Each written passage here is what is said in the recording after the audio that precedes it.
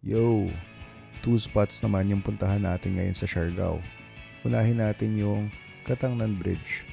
Sikat tong lugar na to sa street foods, street parties parang ganito. Yung romantic sunset. Saka minsan tinatawag nila tong Afam Bridge. After the bridge, kinabukasan pumunta naman kami dito sa Cloud9 Boardwalk. Actually, yung Cloud9 Boardwalk ang isa sa mga nagpasikat sa Siargao dahil dito nagaganap yung mga international surfing competitions. Kaya para sa akin, solid talaga tong spot na to mga chong. Pwede kang manood lang ng mga nagsusurf, mag-chill or maglaro lang sa beach. Tapos may mga restaurants pa na masasarap dito na pwedeng itry. I suggest try nyo yung Shaka.